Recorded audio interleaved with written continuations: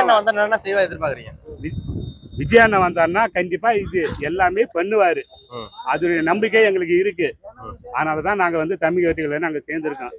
விஜய் அண்ணன் வந்தாருன்னா எனக்கு தெரிஞ்சு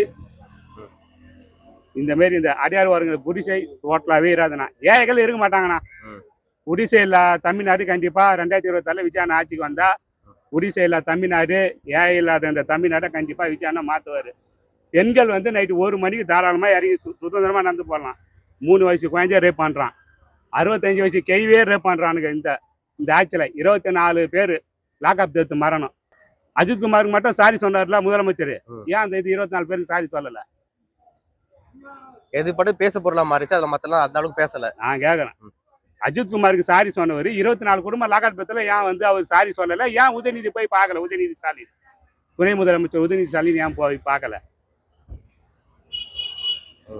தளபதி போனது அதிமுக மணி வரைக்கும் யாருக்கே தெரியுமா? மீடியாவுக்கு,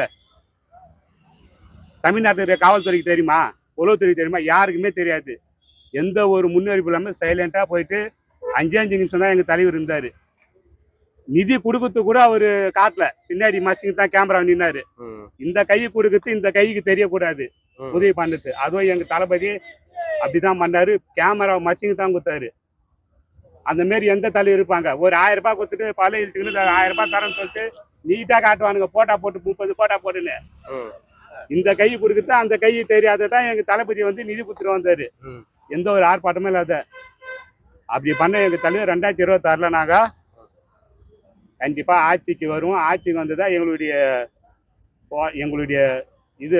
கோரிக்கைகள் எல்லாமே வந்து எல்லாமே தீர்வு கிடைக்கும். ஓகேண்ணா, ஓகே, நன்றிண்ணா. எல்லாமே